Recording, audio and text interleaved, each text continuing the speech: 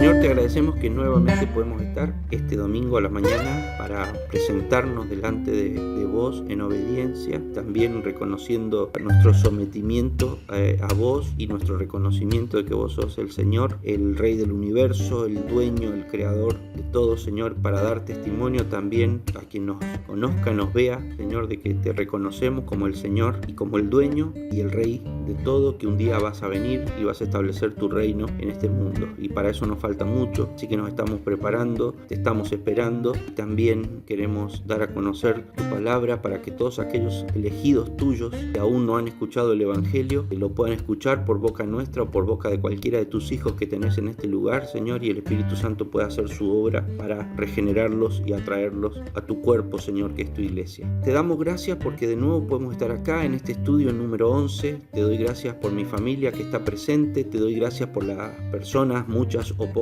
que puedan llegar a ver el video, y oro, Señor, para que realmente tu palabra sea alimento para los presentes y para los virtuales, y te pido, Señor, que tu palabra nos hable, que tu palabra sea el personaje principal de esta reunión, que tu palabra sea predicada fielmente y enseñada verdaderamente, Señor, para que todos aquellos que la oigan puedan ser cambiados, porque tu palabra tiene poder, porque viene de vos, que tenés la vida, Señor, que tenés el poder de resucitarnos, de traernos nuevamente a la vida, Señor. Así que para eso te pedimos que tu Espíritu Santo nos acompañe, nos abra el entendimiento, nos libre de todos nuestros propios errores, de los míos, y nos haga glorificarte en todo lo que hablemos y en todo lo que entendamos en este estudio, Señor. Como siempre, te pido por todas aquellas personas que son elegidos tuyos en esta ciudad, Señor, para que de alguna manera u otra puedan ser reunidos al cuerpo de Cristo y continuar el camino de la santificación hasta el día que te veamos, Señor. En el nombre de Jesús, amén.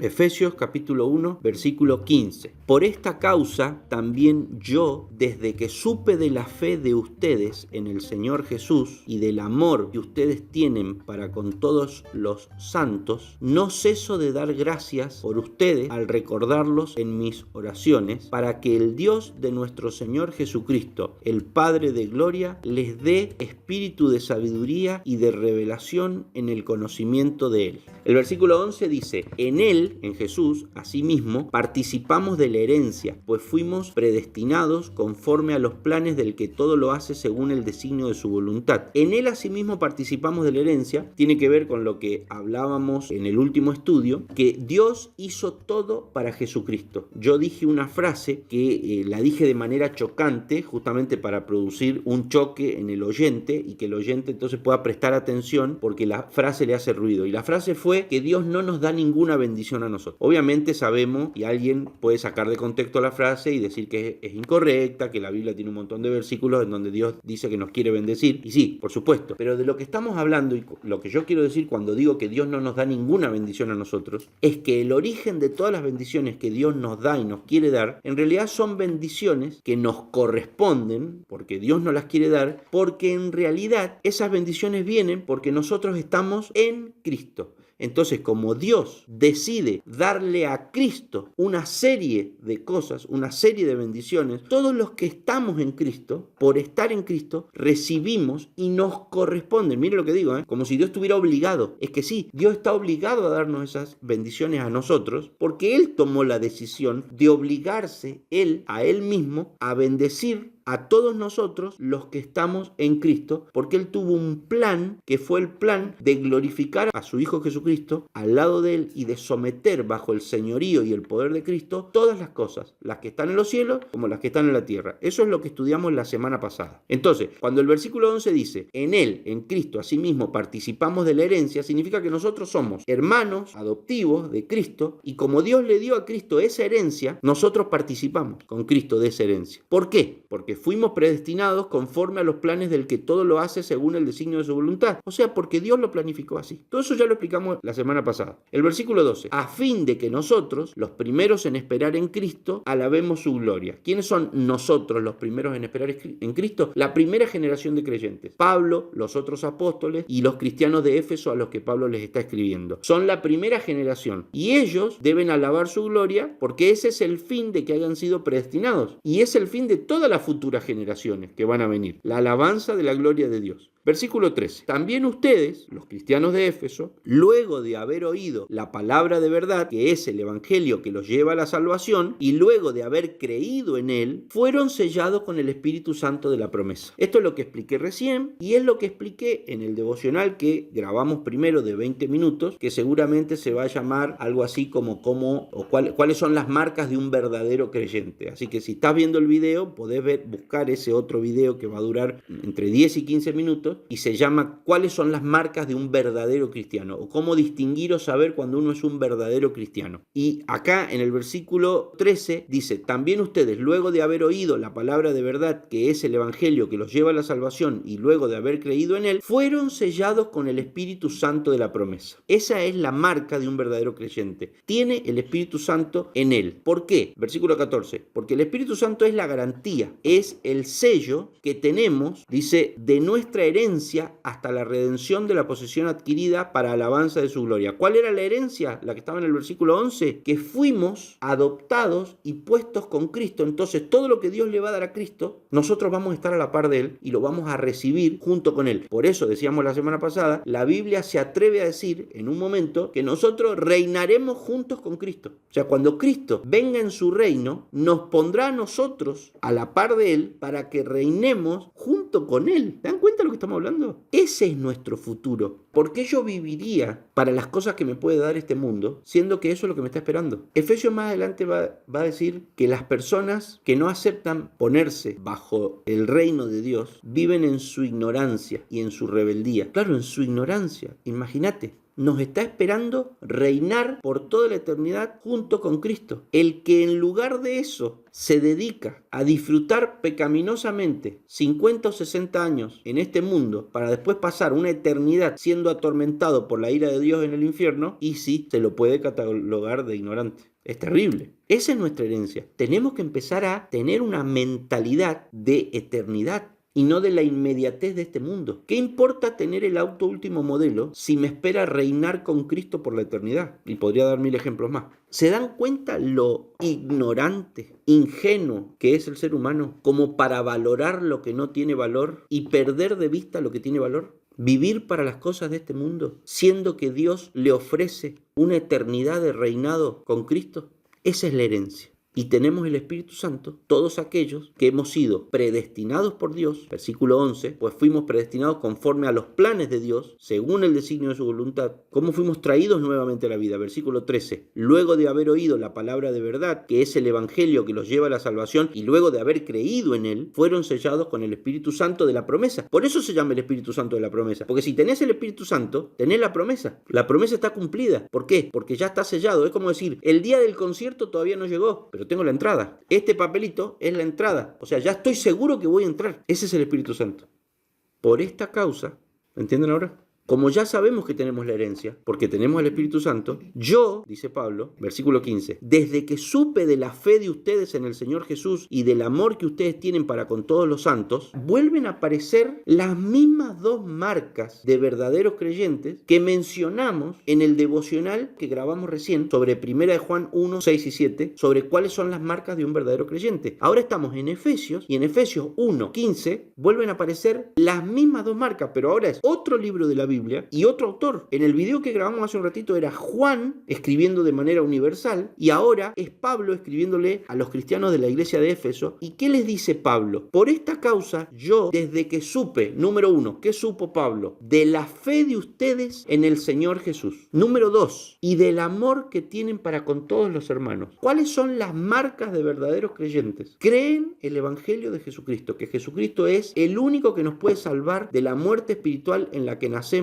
por nuestros pecados, y ponen su fe en Jesucristo para salvación. Y poner la fe en Jesucristo no significa solamente haber hecho una oración en la que uno reconoce a Jesucristo como Salvador, sino que luego se somete al señorío de Jesucristo y vive para Él. ¿Cuál es la segunda marca? El amor que ustedes tienen para con todos los santos. Entonces Pablo dice, yo desde que me enteré de que ustedes, los que están en la iglesia en Éfeso, han puesto su fe en Jesús y tienen amor entre ustedes, no ceso de dar gracias al recordarlo en mis oraciones. ¿Por qué Pablo da gracias? Porque está viendo cristianos, está viendo la obra de Dios manifestándose en un grupo de personas que resulta que va a salir a la luz que esas personas eran elegidas, versículo 11, predestinados conforme a los planes del que todo lo hace según el designio de su voluntad. Qué gozo que es para Pablo y que va a ser para nosotros cuando descubramos elegidos y podamos ver en esas personas que han puesto su fe en Jesucristo y el amor que tienen por todos los santos. Ahora yo les pregunto una cosa, ¿ustedes oran por eso? La Biblia, sobre todo en el Evangelio de Juan, dice un montón de veces que todo lo que le pidamos a Dios en el nombre de Jesucristo, Él lo va a hacer. Yo muchas veces me preguntaba, ¿cómo puede ser que la Biblia diga en reiteradas ocasiones, todo lo que pidáis al Padre en mi nombre, yo lo haré, o os será concedido? Es muy aventurado poner por parte de Dios, al inspirar su palabra, al inspirar a Juan, para que escriba el Evangelio de Juan, poner una frase que lo que hace es poner en las manos de aquellos que leen, que posteriormente van a leer esa frase, como una especie de poder sobrenatural. Todo lo que pidáis al Padre en mi nombre os será concedido, porque la clave es en mi nombre. Todo lo que pidáis al Padre en mi nombre, dijo Jesús, Él lo hará. Lo que Jesús dijo no es nada del otro mundo. Lo que Jesús dijo es lo que Dios le dijo que dijera. Porque Dios le dijo, este es mi Hijo amado en quien tengo complacencia. O sea, Dios está tan complacido en Jesucristo que no hay nada que Jesucristo le pida a Dios que Dios se lo niegue. Entonces eso es lo que le da a Jesucristo la posibilidad de decir, todo lo que ustedes le pidan al Padre en mi nombre, Él lo dará, porque Él ya me prometió a mí que me va a dar todo lo que yo le pida. Entonces ustedes, para asegurarse de que sus oraciones van a ser concedidas, solamente lo único que tienen que hacer para obtener un sí es pedirle al Padre como si fuera yo el que le está pidiendo. Porque a mí, mi Padre ya me firmó un cheque, me firmó un documento en donde dice que todo lo que yo le pida, la respuesta siempre va a ser sí. Entonces ustedes vayan a mi Padre y pídanle en mi nombre y la respuesta siempre va a ser sí. Pidámosle a Dios en el nombre de Jesús. ¿Qué sería pedirle a Dios en el nombre de Jesús? Fácil. Agarrás, estudiás a Jesús, ves qué es todo lo que Jesús quería, qué es todo lo que Jesús quiere, qué es todo lo que Jesús le pide al Padre, y vas vos y pedís exactamente lo mismo. Como Dios a Jesús no le niega nada, entonces si vos pedís lo mismo que pide Jesús, entonces a vos tampoco te lo va a negar. Yo vengo orando todas oraciones que todas van a recibir respuestas afirmativas de parte de Dios. Estoy seguro. ¿Por qué? Porque me di cuenta que me tengo que buscar en la Biblia las mismas oraciones que hacía Jesús, las mismas cosas que quería Jesús, las mismas cosas que Jesús le pedía a su Padre, y tengo que orarlas yo. Entonces cuando las oro, ya me estoy alegrando de saber que las voy a recibir. Por ejemplo, Jesucristo va a decir, Padre, a todos los que me has dado, les di tu palabra y los cuidé. Eso lo va a decir en Juan capítulo 16, 17. Entonces yo agarro, cuando oro, y digo, Padre, a todos los que le diste a Jesucristo, pero en este tiempo, todos los elegidos que vos le has dado a tu Hijo, ponelos en mi camino para que yo les dé tu palabra. No me puede responder que no, porque estoy repitiendo las palabras de Jesucristo. Jesucristo vino al mundo ¿para qué? Para darle las palabras que escuchó de Dios, porque eso es lo que explica el Evangelio de Juan, a todos aquellos que el Padre le había dado a Jesucristo. Bueno, Jesucristo hoy sigue estando en el mundo, a través de nosotros. Somos el cuerpo de Cristo. Y sigue realizando la misma función, que es darle a todos los elegidos las palabras que Dios les dio para que les diera. Entonces, cuando yo oro a Dios y le pido, Padre, permitime darle a todos los elegidos las palabras que vos nos diste para que les diéramos, estoy haciendo la misma oración que Jesucristo. Lo único que tengo que hacer es sentarme a esperar, no, ni siquiera esperar, a observar cómo Dios actúa como consecuencia de mi oración. Sí, esto suena terrible, como que yo pudiera dominar a Dios con mi oración. No, no entendamos mal. Yo no domino a Dios con mi oración. Yo lo que hago es simplemente observar cómo Dios hace lo que Él planificó desde antes de la fundación del mundo. Él planificó darle su palabra de vida a los elegidos. Cuando yo oro eso, yo no estoy torciendo el brazo de Dios. Estoy glorificando a Dios porque Él va a realizar lo que Él dijo que iba a realizar, por el designio de su voluntad. Versículo 11. Ahora Dios, en su misericordia, eligió llevar adelante su voluntad, la voluntad de entregar su palabra a los que Él eligió antes de la fundación del mundo, eligió llevar eso adelante por medio de vasijas de barro como nosotros. Por eso Pablo en Corintios va a decir, pero tenemos este tesoro, ¿qué tesoro? El tesoro del Evangelio, el tesoro de la palabra de Dios, en vasos de barro. Tesoro en vasos de barro, no corresponde. Uno no pone un tesoro en una vasija de barro, pero nosotros somos vasijas de barro y tenemos el tesoro de la palabra de Dios para dárselo a las personas que Él escogió. Entonces no estamos torciendo la mano de Dios con nuestras oraciones. Estamos glorificando a Dios porque le estamos pidiendo lo que Él ya decidió de antemano. Y decidió hacerlo a través de nosotros. Así que, ¿saben qué es lo que estamos haciendo nosotros en este momento? Estamos sentados en la grada de un estadio viendo cómo nuestro Dios, que es Messi recargado, entra en el partido y mete 10 goles en 10 minutos. Acuérdense lo que les estoy diciendo. Para que glorifiquen a Dios cuando lo vean. Papi, ¿qué fe que tenés? Es que si yo no tengo esa fe, no conozco a Dios. O sea, el Dios que yo tengo me permite tener esa fe. ¿Por qué? Me lo promete, porque es un Dios grande. O sea, es un Dios verdadero. Es un Dios todopoderoso. Entonces yo tengo que venir acá y frente a ustedes y frente al que está viendo el video, tengo que alardear de mi Dios. ¿Por qué? Porque el que puede, puede. Y el que no, critica. Esto es terrible, porque acá Pablo, que ya dijimos la semana pasada que es un apilador de conceptos, por supuesto, ¿qué va a seguir haciendo? Va a seguir apilando conceptos. Y va a decir, no ceso de dar gracias por ustedes al recordarlos en mis oraciones. Y acá vamos a descubrir al Pablo mentiroso. Porque en el versículo 17 dice, para que el Dios de nuestro Señor Jesucristo, el Padre de Gloria, les dé algo. Después vemos qué es lo que Pablo quiere que Dios les dé. Pero digo, si está dando gracias, uno no da gracias para que Dios le dé al otro. Así que discúlpenme, pero esto no se los voy a poder explicar porque no lo entiendo. No sé por qué Pablo enmascara su pedido a Dios para con los cristianos de Éfeso en un agradecimiento. Versículo 15. Por esta causa, yo, desde que supe de la fe de ustedes en el Señor Jesús y del amor que ustedes tienen para con todos los santos, no ceso de dar gracias por ustedes al recordarlos en mis oraciones, para que el Dios de nuestro Señor Jesucristo, el Padre de Gloria, les dé espíritu de sabiduría y de revelación en el conocimiento de Él. Última frase, les dé espíritu de sabiduría y de revelación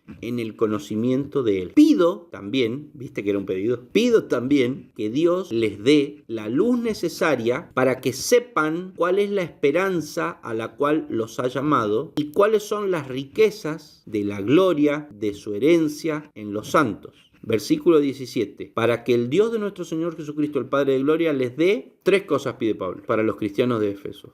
Número 1. Espíritu de sabiduría. Revelación en el conocimiento de Él. Luz necesaria para que sepan cuál es la esperanza a la cual los ha llamado. Espíritu de sabiduría y de revelación en el conocimiento de Él. Pido también que Dios les dé la luz necesaria para que sepan cuál es la esperanza a la cual los ha llamado. Cuáles son las riquezas de la gloria de su herencia en los santos. Y cuál la supereminente grandeza de su poder para con nosotros, los que creemos según la acción de su fuerza poderosa, la cual operó en Cristo y lo resucitó entre los muertos y lo sentó a la derecha en los lugares celestiales, muy por encima de todo principado, autoridad, poder y señorío, y por encima de todo nombre que se nombra, no solo en este tiempo, sino también en el venidero. Dios sometió todas las cosas bajo sus pies y lo dio a la iglesia como cabeza de todo, pues la iglesia es su cuerpo, la plenitud de aquel que todo lo llena a plenitud. Esto que acabo de leer es muy fácil de entender. Éfeso tenía un templo pagano a una diosa. Era la capital de la adoración a esa diosa. Históricamente, los habitantes de Éfeso eran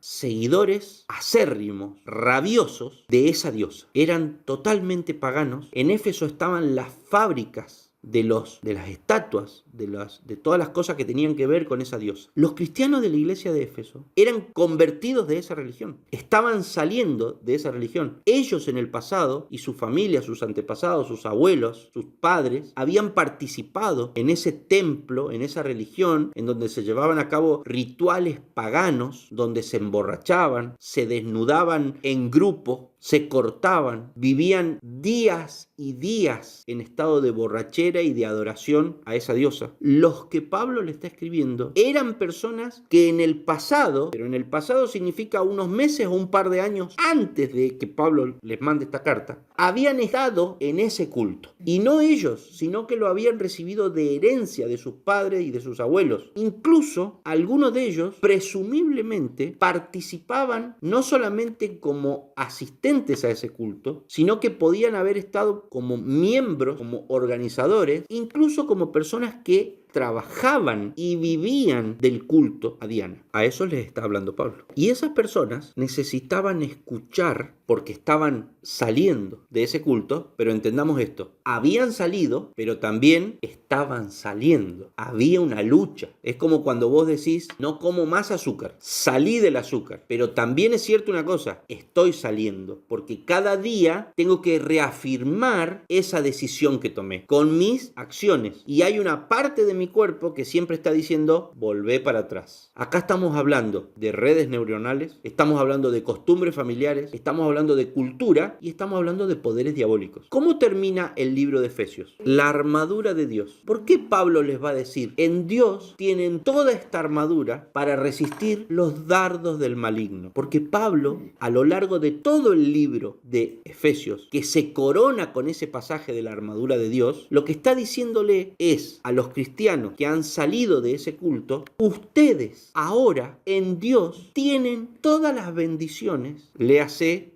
estímulos y herramientas para esta nueva vida que han recibido o en la que ahora están. Teniendo en cuenta lo que acabo de explicar, vamos a leer desde el versículo 15. Por esta causa, por el motivo de que nosotros hemos sido elegidos y ahora participamos en la herencia que Dios le dio a Cristo, porque somos hermanos adoptivos de Cristo, por esta causa, yo, desde que supe de la fe de ustedes, los de Éfeso, los más paganos de todo Asia, desde que supe de la fe de ustedes en el Señor Jesús, o sea, de que se salieron del culto a Diana y ahora pusieron su fe en el Señor Jesús, y eso está demostrado en el amor que tienen entre ustedes. Se juntan, se aman, se apoyan. No ceso de dar gracias por ustedes al recordarlo en mis oraciones. Claro, no ceso de glorificar a Dios por cómo personas que vienen de las profundidades del paganismo practicante y rabioso han puesto su fe en el Señor Jesucristo y lo demuestran con un amor entre ustedes. Por eso doy gracias, pero doy unas gracias que están cargadas de preocupación, porque yo, y cuando yo dije recién que no iba a explicar y no entendía por qué Pablo enmascaraba su agradecimiento con un pedido, en realidad era un chiste que estaba diciendo, porque claro, yo ahora entiendo lo que le pasa a Pablo. Pablo da gracias porque ellos pasaron del culto y de la vida pagana en la que vivían a la fe en Jesucristo, pero está preocupadísimo. ¿Por qué? Porque no es tonto. Si vos tuviste un hijo que durante 10 años estuvo metido en la droga y un día viene tu hijo y te dice, papá, hoy he tomado la decisión de salir de la droga, vos vas a dar gracias y vas a estar preocupadísimo a la misma vez, porque sabés que ahora empieza realmente la tarea. Entonces fíjense que a Pablo el sentimiento de agradecimiento le dura un versículo cortito así, que es el 16. No ceso de dar gracias por ustedes al recordarlo en mis oraciones. Versículo 17. Se acabó el agradecimiento, o sigue el agradecimiento, pero el agradecimiento fue tapado por la preocupación. Versículo 17. Para que el Dios de nuestro Señor Jesucristo, el Padre de gloria, les dé. Punto. La preocupación de Pablo empieza de la mejor manera que puede empezar toda preocupación de una persona, que es con el reconocimiento de quién es Dios, el Dios de nuestro Señor Jesucristo, el Padre de gloria. Pablo tiene solucionado un problema que la mayoría de las personas no tienen solucionado, que es el problema de la ansiedad, la preocupación, el estrés, la depresión, porque Pablo sabe que cuando él se preocupa por algo, por ejemplo, por una ciudad de no sé cuántos miles de habitantes, en la que hay una iglesia de nuevos creyentes que toda la vida históricamente y generacionalmente han pertenecido y están agarrados de un culto pagano y han practicado todos los rituales de ese culto y están atadísimos. Por eso les va a decir no se embriaguen más con vino en el capítulo 5, porque se está refiriendo a los cultos paganos en los que él sabía que habían participado. Pablo canaliza esa preocupación donde hay que canalizarla: el Dios de nuestro Señor Jesucristo, el Padre de gloria. Él sabe quién es el único que realmente puede darle continuidad a la decisión que han tomado esos habitantes efesios de pasar de muerte a vida.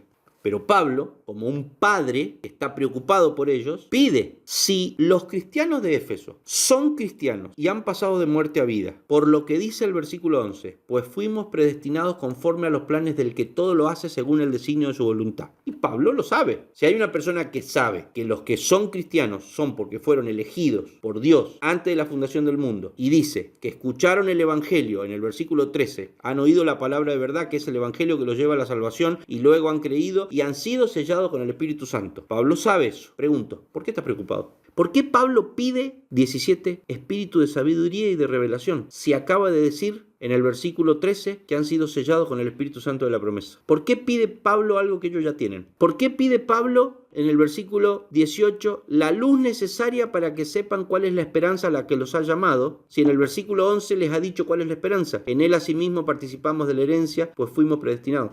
Porque el libro de Éfeso es un libro que mezcla y va articulando todo el tiempo la teoría con la realidad. La teoría con la realidad.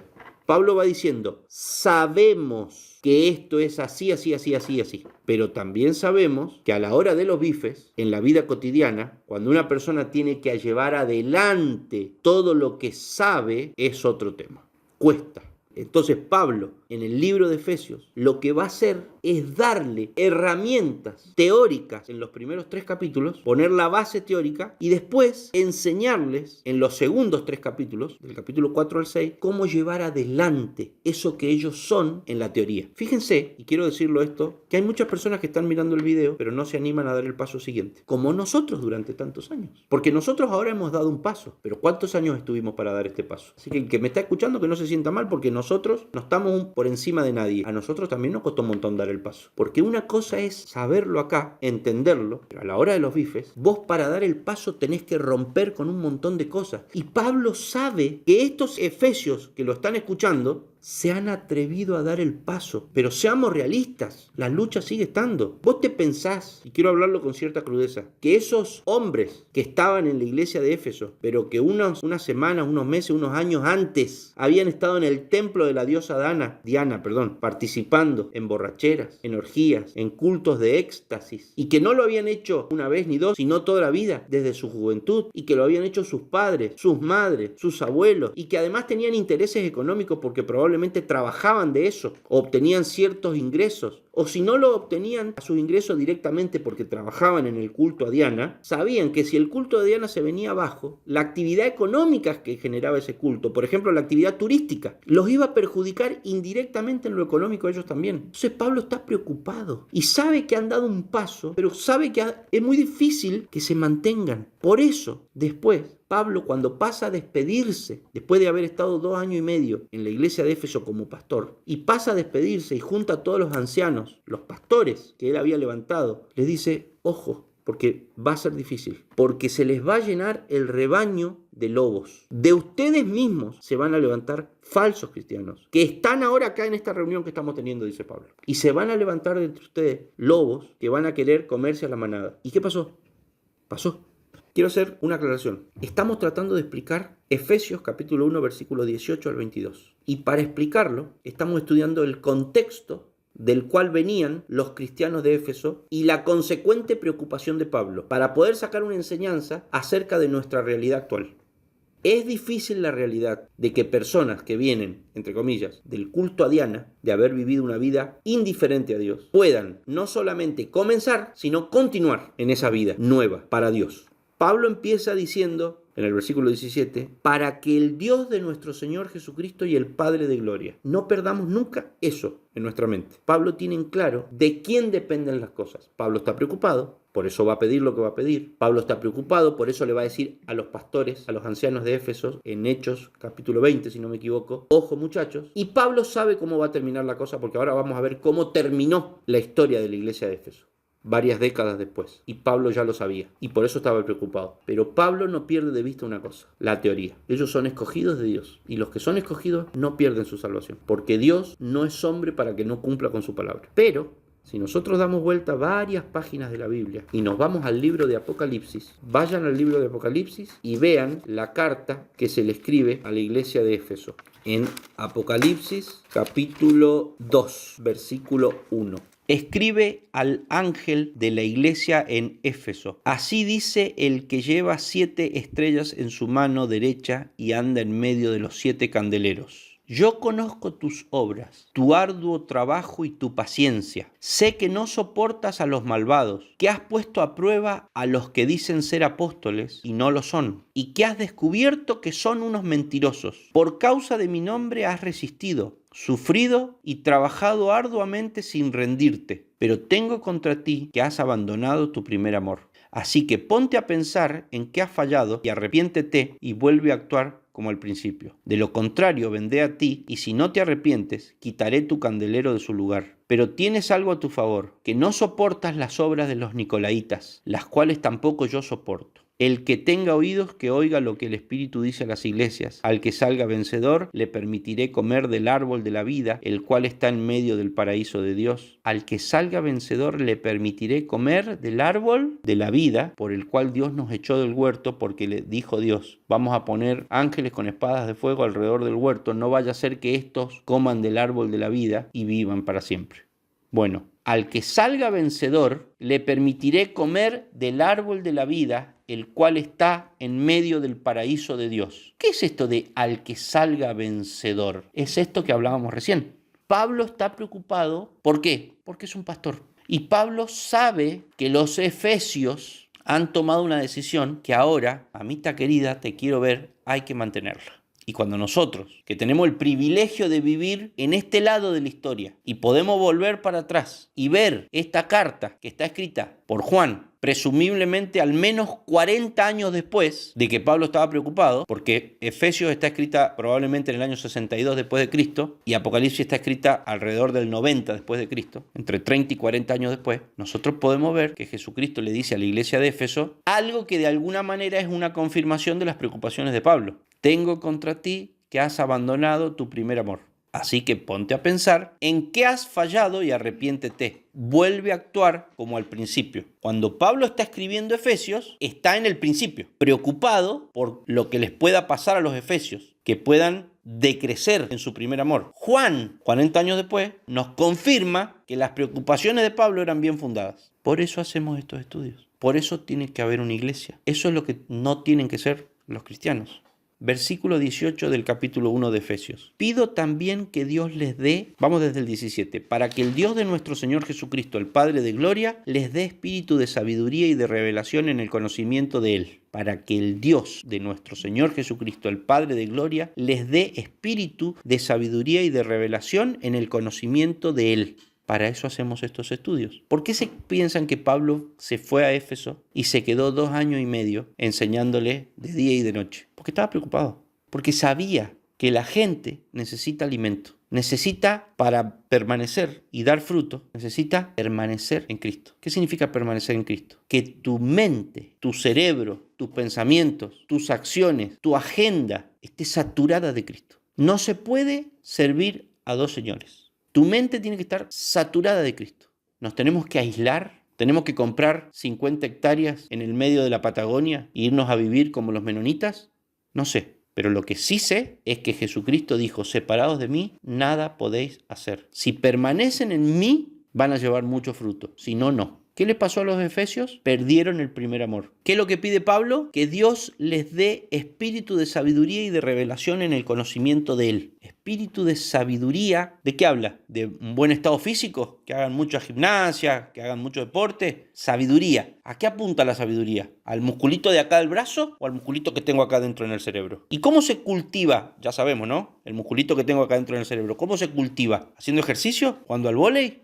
¿O llenando mi mente de Cristo? Pablo, cuando estuvo 2 años y medio en Éfeso, no fue a organizar campeonatos de vóley, ni salidas en rally, ni viajes. Fue a organizar reuniones de estudio bíblico. Yo no lo veo a Pablo haciendo otra cosa en Éfeso. Pablo canalizó sus preocupaciones a través de la enseñanza de la palabra de Dios. Porque Pablo sabía que para que los efesios no perdieran su primer amor y dieran fruto y fueran verdaderamente discípulos de Jesús, como dice Juan, la parábola de la vid y los pámpanos, tenían que tener la mente saturada de Cristo. Por eso Pablo pide espíritu de sabiduría y de revelación en el conocimiento de Él. Pablo les dice, muchachos, tírense a la pileta. Sumérjanse y saturen su mente de Cristo. Por eso hacemos estos estudios. Nosotros estamos mal. Hacemos estos estudios 2 horas a la semana. Si nosotros entendemos la maquinaria que tiene montada nuestro enemigo, es toda la semana, a toda hora, a través de todo lo que nos rodea. Todo el sistema del mundo. Televisión, escuela, educación, amistades, tentaciones, incitaciones, consumismo, materialismo, cultura. Todo es parte de la maquinaria del enemigo para que nuestra mente no esté saturada de Cristo. Si nosotros consideramos la maquinaria de nuestro enemigo, nosotros tendríamos que tener estas reuniones por lo menos una vez al día. Por eso, Pablo utiliza un versículo para dar gracias y del 17 al 23 para pedir. Y todo el libro de Éfeso para concientizar a los efesios que no se pierdan. Entonces les tira ideas, herramientas, enseñanzas. Les da la teoría y les da la práctica. Les dice, esto es lo que Dios les ha dado. Miren lo que ustedes son ahora, esta es su identidad. Ustedes son elegidos, ustedes han sido regenerados, ustedes tienen el Espíritu Santo, ustedes tienen una herencia que los está esperando. Mantengan eso en mente y a partir del capítulo 4, ¿qué va a decir Pablo? Vivan en consecuencia. ¿Cuál es una de las palabras claves del libro de Efesios? Andar, andar, andar, andar. Pero esa empieza a aparecer desde el capítulo 4 en adelante. Anden como consecuencia de lo que son. ¿Qué es lo que son? Capítulo 1 al 3. Por lo que son, ¿cómo deben andar? Capítulo 4 al 6. Versículo 18. Pido también que Dios les dé la luz necesaria para que sepan. ¿Qué es saber? Es tener presente, no en el inconsciente, sino en el consciente, algo. Yo sé que afuera hay sol, lo sé, lo tengo presente.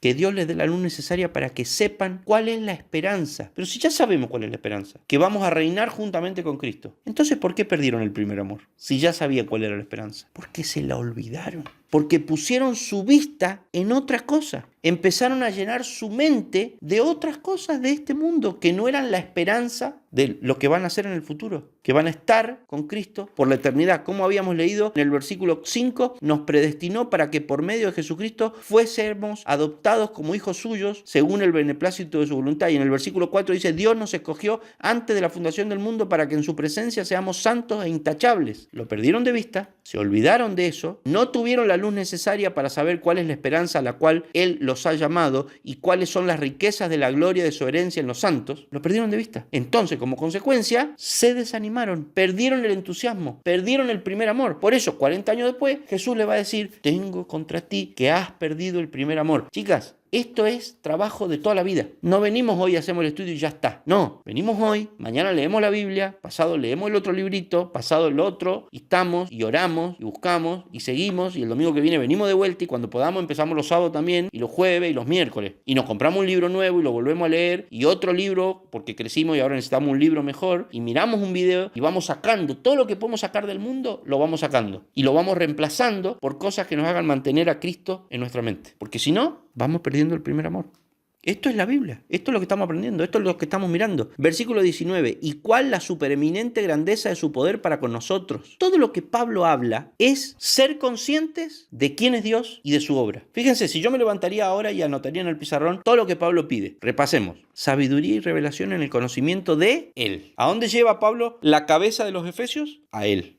¿Qué pide Pablo para los efesios? Que en la cabeza de ellos esté Él. ¿Qué cosas de Él? Que tengan la luz necesaria para que sepan cuál es la esperanza a la cual los ha llamado. Él los ha llamado a una esperanza. Tengan presente esa esperanza. ¿Cuáles son las riquezas de la gloria de su herencia? Tengamos presente cuáles son las riquezas de la herencia, la hermosura de la herencia que nos espera. Tengamos presente la supereminente grandeza de su poder, el poder de Dios que operó, dice, la cual operó en Cristo y lo resucitó de los muertos y lo sentó a su derecha en los lugares celestiales. Pablo está todo el tiempo recordándoles quién es Dios, cómo es Dios, la obra de Dios, el poder de Dios, la grandeza de Dios, la riqueza de Dios, la herencia de Dios. Si vos perdés el primer amor, es por culpa tuya, porque no metés en tu mente todas las cosas de Dios. Pablo nos está diciendo qué es un cristiano, qué es una iglesia, por qué se hacen estudios bíblicos. Porque estamos todo el tiempo intentando meter en la cabeza de la gente todas las verdades acerca de Dios. ¿Qué es lo que Pablo, un pastor como Dios manda, pide para sus ovejas? Que metan en su mente todo el tiempo las cosas de Dios. Se va a vivir a Éfeso, les enseña de día y de noche. Cuando se va, les advierte, les deja a Timoteo como pastor un tiempo, un año. Le dice a los otros pastores que quedan, a los ancianos, ojo muchachos, presten atención, velen por la manada, síganle metiendo las cosas de Dios, las verdades acerca de Dios en la cabeza. Nosotros estamos en una lucha que no termina nunca más, hasta el fin de nuestros días. Ser cristiano no es identificarte con una religión, con un rótulo, es una práctica continua de llenar tu mente de las verdades acerca de Dios. No es cristiano el que se identifica con el cristianismo, discúlpenme, cristiano es el que vive una vida dedicada a meter en su mente las cosas cosas de Dios, para lo cual previamente tiene que estar dispuesto a sacar de su mente en la medida de todo lo posible todas aquellas cosas que no son relacionadas con las verdades acerca de Dios. El cristiano busca hacer lugar en su mente para las cosas de Dios. No se llena la cabeza de series, no se llena la cabeza de ideas, ambiciones y cuestiones que nada tienen que ver con Dios. Solo lo mínimo y lo necesario. Solo lo mínimo y lo necesario. Pero trata de sacar de su cabeza y de su agenda todo aquello que no es estrictamente necesario para poder dejar libre en sus tiempos, en su agenda y en su cabeza espacio para llenarse de las cosas de Dios. Eso es un cristiano. Esa es la tarea que lleva a cabo una iglesia. Por eso, Hebreos capítulo 10, versículos 24 y 25, va a decir que no nos dejemos de congregar, pero ¿para qué? No para identificarnos con una religión, sino para estimularnos al amor y a las buenas obras, para llenar nuestra mente de las cosas de Dios. Termina acá diciendo, fíjense de qué Pablo quiere que tengan la cabeza llena. Lo voy a leer de corrido desde el versículo 18. Pido también que Dios les dé la luz necesaria para que sepan cuál es la esperanza a la cual los ha llamado, cuáles son las riquezas de la gloria de su herencia en los santos, y cuál la supereminente grandeza de su poder para con nosotros, el poder de Dios para con nosotros los que creemos, según la acción de su fuerza poderosa, la cual operó este poder, esta fuerza poderosa para con nosotros los que creemos, fue la que anteriormente operó en Cristo cuando lo resucitó de los muertos y lo sentó a la derecha de Dios en los lugares celestiales, muy por encima de la diosa Diana, muy por encima de todo principado, autoridad, poder y señorío, y por encima de todo nombre que se nombra, no solo en este tiempo, sino también en el venidero. O sea que Dios, la fuerza de Dios que resucitó a Jesucristo de los muertos y lo sentó y sometió bajo sus pies, todo eso es lo que Pablo quiere que vos tengas en la mente. No las tentaciones y tu pasado de culto a la diosa Diana, a este mundo, a las cosas de este mundo. Cuando vos tengas eso en la cabeza de manera continuada, porque de manera proactiva vos llevás adelante acciones que quitan de tu mente a la diosa Diana, al mundo, a los placeres, a la carne, al estar embriagado con vino, y decididamente, proactivamente, vos busques que tu mente esté llena de Cristo, de su poder, del poder de Dios que resucitó a Cristo de los muertos, estés mirando que Cristo está sentado a la diestra de Dios y todo ha sido sometido bajo sus pies, y que es cuestión de tiempo, a este mundo le quedan los días contados, haciéndose los que se pueden rebelar contra Dios, hasta que miren para arriba y lo vean a Jesucristo descender en poder y gloria y van a decir, listo, me di cuenta que era un rebelde tonto, acá el que tiene la sartén por el mango es ese que viene ahí sentado, y va a estar rodeado de todos nosotros y va a venir a establecer su reino. Cuando vos tengas la cabeza llena de eso, tenés menos riesgo de perder el primer amor. Dios, versículo 22, sometió todas las cosas bajo sus pies y lo dio a la iglesia como cabeza de todo, pues la iglesia es su cuerpo, la plenitud de aquel que todo lo llena a plenitud. Nosotros intentamos en este estudio responder 3 preguntas. ¿Por qué hacemos estos estudios? ¿Qué es un cristiano? ¿Y qué es la iglesia? Clarito. Está más que respondido a lo largo y en distintos momentos de los 3 estudios. ¿Por qué hacemos estos estudios? ¿Qué es un cristiano? ¿Y qué es la iglesia? El versículo 22 y el 23 dicen, Dios sometió todas las cosas bajo sus pies, bajo los pies de Cristo, y lo dio a ese Cristo que tiene todas las cosas bajo sus pies, lo dio a la iglesia como cabeza de todo. Pues la iglesia es su cuerpo. La iglesia es Cristo en la tierra. Cristo, que está sentado a la diestra de Dios en los lugares celestiales, versículo 20, está en la tierra en forma de su iglesia. Y esta frase para terminar, la plenitud, pleno es lleno, todo, total, no cabe más. Pues la iglesia es su cuerpo, la plenitud de aquel que todo lo llena a plenitud. Cristo está en el mundo. Cristo está sentado en los lugares celestiales. Cristo está en el planeta Tierra. ¿Está en 2 lugares a la misma vez? Sí. Él, con el cuerpo que fue resucitado, está sentado en un trono a la diestra de Dios, aguardando el momento para venir a establecer su reino sobre la tierra. Mientras tanto, Él está en nosotros, en su iglesia, en este mundo. Eso es una iglesia. Eso somos nosotros. Eso es un cristiano. Por eso, ¿cómo no hacer estos estudios?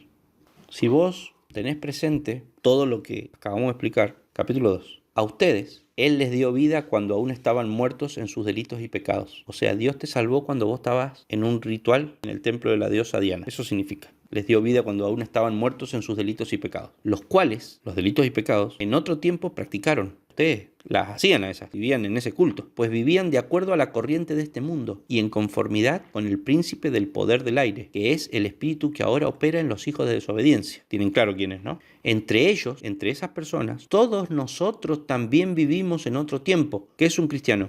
Uno que viene de ahí. Seguíamos los deseos de nuestra naturaleza humana y hacíamos lo que nuestra naturaleza y nuestros pensamientos nos llevaban a hacer. Eso es un no cristiano. Una persona que sigue los deseos de su naturaleza humana y hace todo lo que su naturaleza humana y sus pensamientos lo llevan a hacer. Éramos por naturaleza objetos de ira, como los demás. Esto lo hablamos hace 2 o 3 semanas atrás, cuando hablamos del infierno, que era el lugar donde Dios descarga toda la ira de Dios sobre nosotros. Y una persona por ahí comentó: qué ingenuos e ignorantes. El infierno y Papá Noel son igual de creíbles. Puede ser que para esa persona es así. Es más, si yo quisiera pensar igual que esa persona, podría. El problema es qué hago con esta frase en la Biblia que me dice: éramos por naturaleza objetos de ira como los demás. Bueno, tendría que dejar de creer que la Biblia es palabra de Dios para poder pensar como me sugiere esa persona que yo piense. No queda otra. Hay que convertir la Biblia en un invento humano y entonces así es posible que uno piense que el infierno no existe. Pero acá, si crees que la Biblia es la palabra de Dios, entonces tenés que creer que el infierno existe, porque la Biblia dice que el infierno existe cuando dice: éramos por naturaleza objetos de ira como los demás. Pero Dios, cuya misericordia es abundante, por el gran amor con que nos amó, fíjense qué terrible esto, el nos. Pablo está hablándole a personas que participaban en un culto pagano, patético, bajo y vergonzoso, y se incluye con ellos, porque primero ha dicho: seguíamos. Entre ellos todos nosotros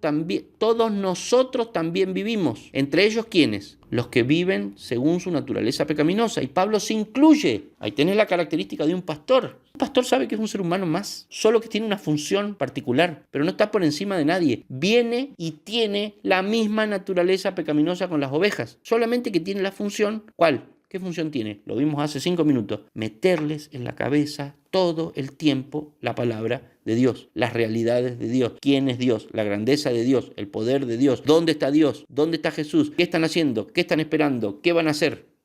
Eso es un pastor. Pero en términos humanos, es un participante del culto a Diana. Tiene la misma naturaleza, no está exento de tener los mismos deseos pecaminosos que tienen todas las personas. Por eso Pablo se va a cansar de incluirse acá. Y va a decir: entre ellos todos nosotros también vivimos en otro tiempo. Pablo, ¿te estás incluyendo contra los paganos que participaban en el culto de Diana? Sí, dice Pablo. Porque por más que yo no haya ido al culto de Diana, si lo pensás desde lo carnal, está bueno. Lo que hacen ahí está bueno. O sea, no iban al culto de Diana a trabajar.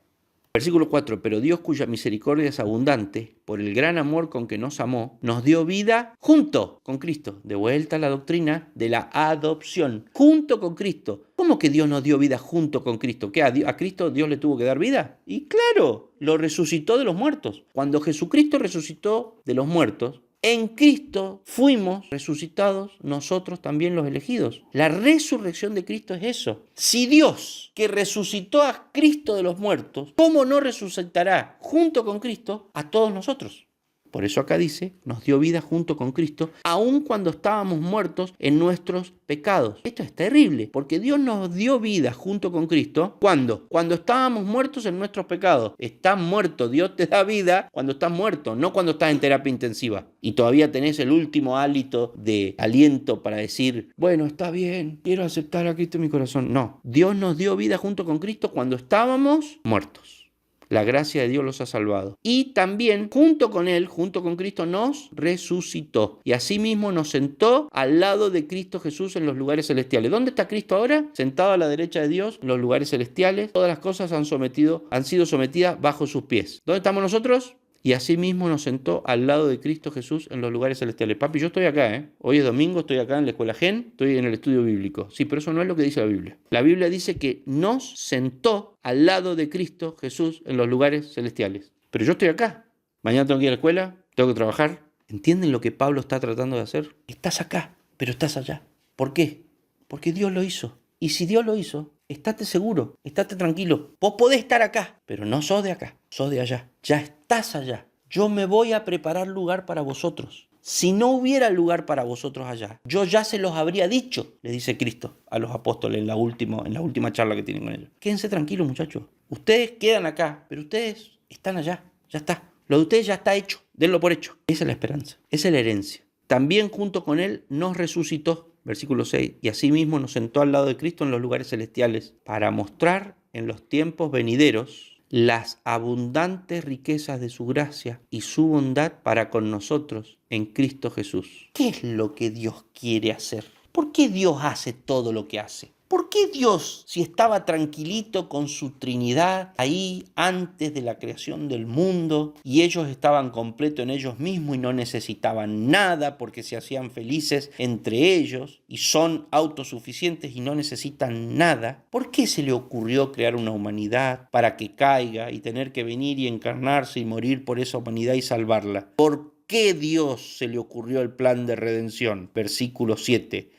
Para mostrar en los tiempos venideros las abundantes riquezas de su gracia y su bondad para con nosotros en Cristo Jesús. Porque Dios quiere tener una familia de creados por Él por la eternidad, que lo adoren, porque Él es un narcisista compulsivo. ¿Saben por qué? Porque Él es tan santo, tan perfecto, tan bueno, tan amoroso, que quiere ver a sus criaturas disfrutar de Él por el resto de la eternidad, porque Él sabe que no hay un regalo mejor que Él le pueda hacer a sus criaturas que no sea Él mismo, porque Él es todo lo bueno, todo lo puro, todo lo perfecto, todo lo amable. Es tan amoroso que se quiere regalar a sí mismo. Nadie puede obtener un mejor regalo que no sea Dios mismo, porque no hay nada en el mundo que sea mejor que Dios, que sea más valioso que Dios. Entonces Dios es un narcisista porque no hay nada mejor que Él. Entonces Él puede regalarse a sí mismo y en esa acción de narcisismo estar bien lo que hace. Porque ¿quién que el día de su cumpleaños recibe a Dios como regalo podría decir, ay no, yo quería otra cosa mejor? ¿Quién que estando en el cielo por toda la eternidad, con acceso irrestricto al bien de Dios, puede decir, ay, qué narcisista es Dios, yo prefería otra cosa? Solo un no cristiano. Solo una persona que no reconoce a Dios como Dios puede preferir otra cosa. Y hay personas así, como hubo ángeles. Por eso existe el infierno. Los que no quieren a Dios, vayan al lago de fuego y azufre que está preparado para ustedes. Versículo 7. Para mostrar en los tiempos venideros las abundantes riquezas de su gracia y su bondad para con nosotros en Cristo Jesús. Nosotros, los que estamos en Cristo Jesús, nos espera en los tiempos venideros las abundantes riquezas de su gracia y bondad para con nosotros por la eternidad. Eso es un cristiano, esa es la iglesia, la novia de Cristo, que va a estar por la eternidad disfrutando de las riquezas de su gracia y su bondad para con nosotros. Si vos no valorás eso, si a vos eso no te parece interesante, a ver, quiero decirlo tranquilo, lento, con mucha humildad y con mucha amabilidad. Escúchame, vos que estás acá y vos que estás mirando el video. Si para vos y para mí no tiene el valor que tiene que tener estar el resto de la eternidad frente a Dios, disfrutando de Él, que es lo mejor que puede haber, apaga el estudio, apaga el video y seguí tu vida y dedícate a otra cosa. Porque lo único que te ofrece Dios es a Él mismo.